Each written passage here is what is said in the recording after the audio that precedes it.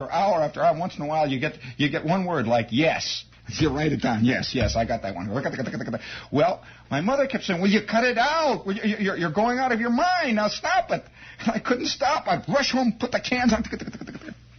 Well, of course, naturally, the first thing that began to happen was that I began to have trouble in school, which meant no difference to me. I was ready to retire from school. So as I was concerned, school could go fly a gigantic kite with a tail. So I didn't care. I really didn't. And I got my first report card of that semester. And, of course, it was Disastersville. I got a D in algebra. Oh, boy, it was fantastic. I got something like a C- in English, and my mother was out of her skull. It's the first time this had ever happened. You're going to cut this out unless this is ridiculous. I'm going to throw all that radio junk out. Well, you don't do this. And I'm fighting, trying to do everything at once. And I'm staying up every night till about 3 o'clock in the morning trying to do the algebra, learn the code, trying to learn theory, trying to learn the whole bit. Well, in those days, getting an amateur license was very, very tough. Not like today. They've made it much easier today. But in those days, there was no such thing as a novice class. There was no such thing as a question. They didn't even have multiple choice questions like they have now on the exam. This exam is given by the government to begin with. And it is designed specifically to separate the men from the boys. Well, guess what I was? Yeah. All right. So I had a fantastic job. And I couldn't even understand half of the big words that I was studying. Well, it began to slowly seep into me, and I began to have knowledge of this crazy thing, electronics. And nobody else around me knew anything about it. I began to have a sense of being a secret something, as though I knew something very secret. And I began to feel more and more separated from my fellows. And I became closer and closer and closer and closer and closer and closer to my goal of getting this license. I never really thought I would ever get it, though. It was like I'm sure Ahab never thought he would ever land on the back of that white whale. I never thought that I would get it. Well, finally, one day, after one solid year of literally consecrating, literally devoting myself without any outside interest at all to this nutty thing, I'm going to go up. Well, here's the way it works. You go up the way it was in the Midwest, at least in that area. You went into Chicago, right in the main part of Chicago, the old post office building, which is roughly the same as going to the Empire State Building here or some great big official building here in New York. It's like going down to the City Hall. It covers a whole block. And I'm this little kid. I'm 14 now, and I get out of the streetcar, and there I'm standing in front of this building. The thing stretches for a block. And you were supposed to be there at 8 o'clock in the morning. The FCC had its offices there.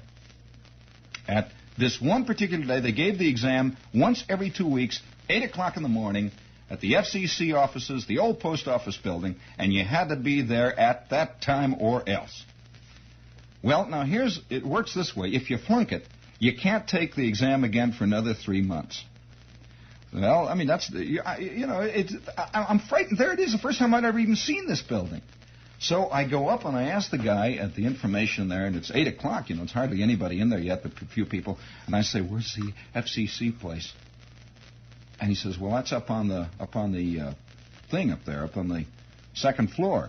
Take the stairway there." He looked at me, the kid, he says, "You sure that's what you wanted?" The messenger? I says, "Yes, I want to go up there." So I go up, and there must have been about 75 men, big grown-up men, all standing around there waiting for the door to open. And I fall into that crowd, and they're all talking. They're talking, gee, oh boy, they're all nervous. You can just see the guys are sweating. And I got to talking to a man, a grown-up man. He must have been about 40 years old. And I said, I'm up here to take this. He said, "First time, kid?" And I says, "Yeah, first time." He had failed it 8 times. 8 times. I'm telling you how hard it was. They had, actually, in those days, they had something like a 25 to 28% completion percentage. In other words, out of the only about 25 out of 100 guys would get the license at that time. It's so rough. So I'm standing there, boy, I'm nervous, all this time, and I'm waiting, and they open the door, and the man is standing in there. He's the FCC, the RI, the radio inspector. He says, "All right, man, file in now, and When you come in, I want your names. I want all of you to sign your names on this piece of paper, and then I'll pass out the application blanks. And then after the application blanks are in, we'll take the code test. Well, I sat down there. Of course, I'm a kid, you know. I'm used to taking tests. Well, you know. So they gave us the application blank, and I'm writing down, you know, my age of 14 years old, and I'm writing all that stuff. You know, all these guys, about 75 guys taking this thing, and they're all this is the government, you know. It's not like school. And there's a guy standing with a uniform with a thing in his hat, and he walks up and down, and he keeps saying, let's see this, and then check this thing. So back and forth we go. And they notarize it. They have a notary out there, so they're notarizing these whole things. You give them a quarter, and you know, the stamp. It's all notarized. And finally, the man says, "All right, now let's go into the next room. All of you men, we're all ready now. Let's go into the next room. We'll begin the code." This is where they really separate them, boy. Right away, the code test. And so we go into the next room, and we all put earphones on, and I'm shaking. You have to get 65 characters in a row without missing one. In other words, you have to receive 13 words a minute code for 1 solid minute. Or rather, 3 solid minutes. 3 solid minutes without a mistake. Numbers, coded groups, commas, punctuation, and the whole jazz. Oh, yeah. They don't fool around either. So, I'm sitting down there.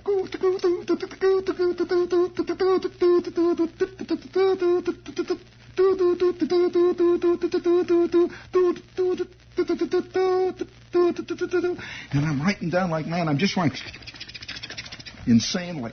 And I hear this guy next to me muttering, cursing. I'm sweating. My nose is sweating. I'm writing down that they give you this little stub of a yellow government pencil. And finally it goes. It starts sending. And the man stands up and says, "Okay, all right, all off now. Take your phones off. Take your phones off and pass in your papers over to the right. Let's go now." Pass the papers over the right. Oh, the die is cast. And there were 2 men sitting up in the front, and they start going over this thing. We're just sitting there. And then he would call out, each man, as he calls out the name, he would call out the name of the guy who has passed and then give him his sealed government examination that came from Washington, which consisted of 10 blockbuster questions, period. All essay questions, Ed. Oh, boy, were they killers in those days. Such little questions as, give a complete schematic diagram of a Ising system of modulation, including all circuit values and including waveforms to be found at various circuit points. And also suggested grid drive voltages. Oh, boy, I mean, that kind of stuff. And then tell why, you know, at the bottom, see? Give theory. Well, I'm sitting there, and he'd call, "Smathers, Jan Smathers." And Smathers would go up and get his thing. And then one after the other, he would say to guys, he'd say, Strickland, Mr. Strickland, I'm sorry. And then you'd see him looking at the paper, and Strickland would start drooping, and out he'd go. Dead. D-E-D, dead. One after the other, they're sending these guys back down into the street. One after the other, you could hear them crying, going down the elevator. This is a real pain. I'm telling you, working on this thing is insane. And they are absolutely ruthless, cold, ruthless, rough guys. They didn't fool. One after the other. And finally he says, "Shepard, J.P." This 14-year-old squirt gets up. I'm shaking. I don't know whether whether I'm going to pass or not. And he says, "Are you Shepard?" He looked at me. He said, a little 14-year-old kid. He says, "Are you Shepard?" I say, yes. He says, "Shepard, J.P." He checks my application. Oh, he said, "Here." Hands me the envelope. I'm going to take the thing. The blockbuster. Oh, I passed the code test. The code test. I made it. And I go tearing into the next room, and there are about 7 guys, proctors, watching. You see, so no fooling around in here. And they have desks, all separated one from the other, and you open up the out. Oop. And the first question says, give circuit diagram of complete rectification circuit, high voltage type, using 2 half-wave rectifiers of the 866A type. Give all circuit values, give voltages to be found, suggested at each point, including plates. Give Well, I know this one. So I down, up and down I go. You know, it says it must give complete filtering circuit. Must also include a discussion of characteristics regarding regulation. Voltage regulation. Well, all right, I'm waiting through this thing hour after. They give you 3 hours to do it, by the way. Boy, I'm covering the paper with all the stuff. I'm pouring it out. Everything I ever knew about choke modulation, the whole business is coming. And finally, I have finished all these pages. Every last one of them. And there's no more to be done. I go back over my circuit diagrams. And then I fold it back up, I stick it in the envelope, and I go up and give it to the man. He says, Shepard, J.P.? I says, yes. And I began to wait. Then is when the real hell starts. Because you wait about 6 weeks and you get no idea whether you pass this thing or not. Nobody tells you. And every day I'm coming home, you know, it's like Ahab has baited the hook. And he's waiting. Every day he waits for the bite, you know. Every day I come home, hey, Ma, is the mail here? And she'd say, no, there's only a spring and summer catalog from Montgomery Ward. Oh.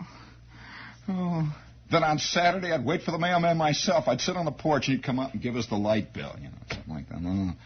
Day after day after day after day until finally I got that little envelope. I had made it. You knew it, you see. You get that little glass envelope, licensee, it says on the front. It's a little tiny envelope with a glass thing. I made it. And I could hardly wait, you see, because you don't even know what your call letters are. And by the way, your call letters forever and ever are then your name. Literally your name. Well, I rip open the envelope, and there it is. I am officially W9 Quebec, Washington, Norway. I cannot describe to you what it felt. It was like the culmination of an insane, ridiculous, nutty, weird, well, completely surrealistic year. Nobody in my family knew anything about it. They couldn't even conceive of the significance of what I had done, you see, because they had nutty thingies in the front room there with the beeps there. Nutty thing there's with all those little squiggly lines he draws, you know, it's another thing. Well, I knew what I had done, you know. I knew what I had done. See? And I knew it.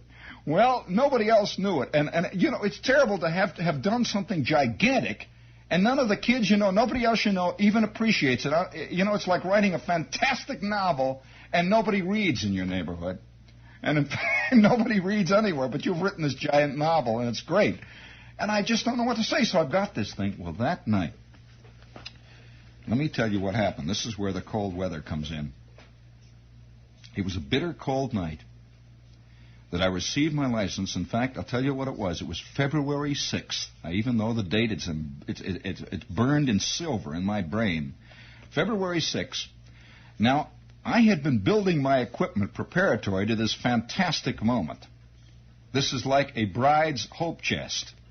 You know, I would buy these things. I would work on my paper route, and I'll never forget the great moment when I went into Allied Radio in Chicago, and I walked right up to the guy in the amateur radio department, and I said, I would like a Bliley BC3 crystal. I want an X-cut crystal in a D3 holder, and I want it for 7,182 kilocycles, 7182, in the middle of the 40-meter band, 7182. And he gave me this thing. Yeah, I mean, it's just, you know, it's like buying your first jet plane.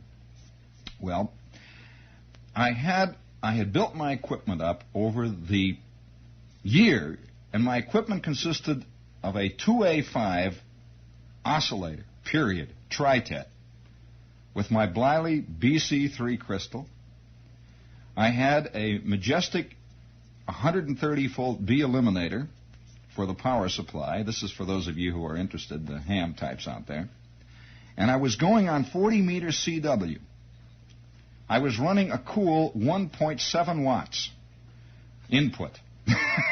My output, that is not counting the standing waves that I must have had on my twisted pair lead-in to my RCA doublet receiving antenna. My output must have been roughly in the vicinity of, I'd say 0.8 watts, roughly.